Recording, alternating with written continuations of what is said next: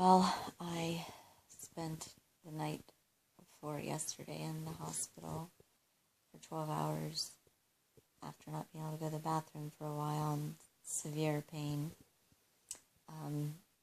They were very understanding about my medical issues, even though admittingly had not seen someone in my condition. They gave me an enema that, like Mother of Mercy, it seriously was one of the most painful procedures I've been through. It's exactly why I'm done going to doctors as much as possible, because that's horrible pain, horrible physical pain.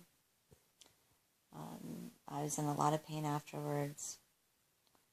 Starting to calm down on pain today, but still not moving on my own. So I've done a few hours of research this morning and found some interesting things that I'm going to be putting into my diet. I'm going on a diet to rest the tummy for repair and really working full swing on digestive repair. I'm taking digestive enzymes, but in looking into like my fiber and sugar intake and looking into apples, I was trying to figure out with apples how much fiber and how much sugar were in apples, because I'm seeing how much of them are in my diet and tailoring my diet to heal.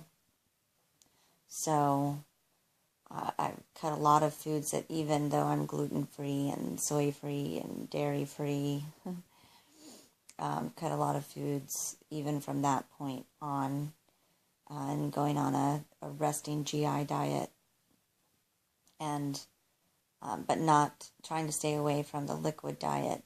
That's hard on my system, and last time I checked 95 pounds, so I'm trying to be careful. And I've looked for some things that have no sugar, no fiber, that have just basically empty carbs, but that still are, not processed food and not unhealthy. And I've come up with a couple of things. My gluten-free white rice has calories and carbs, but it has no sugars, it has no fiber. So as I get a couple of days and I'm able to take in more food, I can add white rice, put some liquid aminos on it. I've cut out, for now, coconut oil. I've cut out all nuts, all seeds, all berries, and nothing raw. No fermented foods at this point. And I'm debating on probiotics again.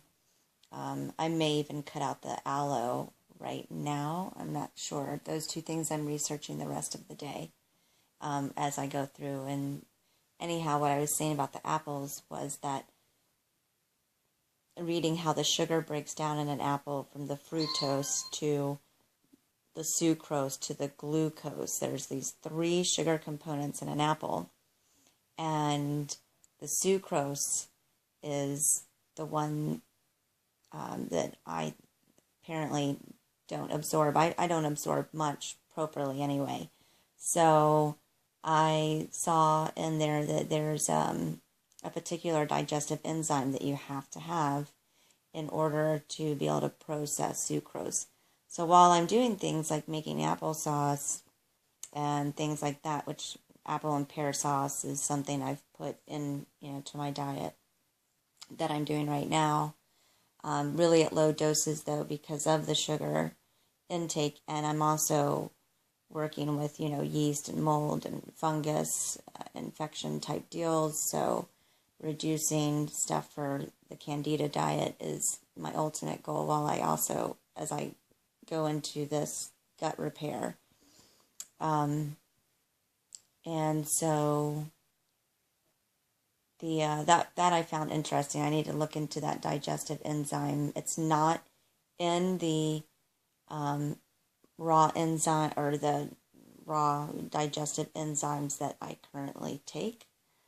But I know I take a high, at least, in my demographic, a high quality enzyme blend. So I need to look more into that. And there's a lot of research to do. I'm still not moving. My gastrointestinal tract is not moving. I'm praying I don't have to do anything more as far as procedures on it, but I'm being careful and I am following up, and they did prescribe me. The doctor, did the best he could with my allergies, things that I avoid, and but they did prescribe me a laxative that they wanted me to take to keep me going or keep me sort of moving. But when I read the drug pamphlet to it, this is the first prescription I've had filled in almost a year. And so when I read the pamphlet on it, it says, if you have any issues with dairy, not to take it. And I have massive issues with dairy. The last time I tried to have a little bit of dairy was a very small amount of grass-fed cow's milk. It wasn't raw, which when I get strong again digestively, I'll work to try that, but only in a raw form, going forward. So I'm not sure. I've got to find all this out.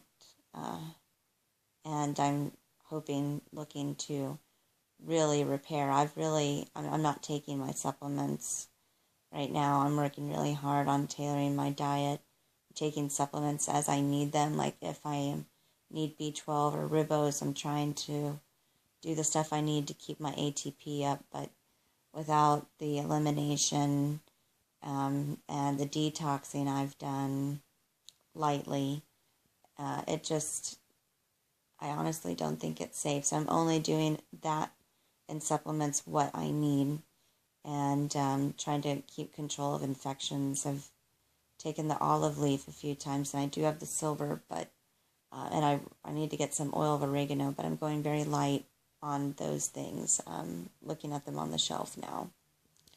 So that's the plan. GAPS and candida diet combo kind of deal. I'm going to tailor it to me and proceed very carefully and get my gut flora back. Once I am not doing any fermented foods or anything at this point, I know I'm much too compromised. But I'm still on the fence about a couple of things that the one way have been recommended to me, or another. So I'm just going to keep researching and listen to my body and try to make some headway and get stable.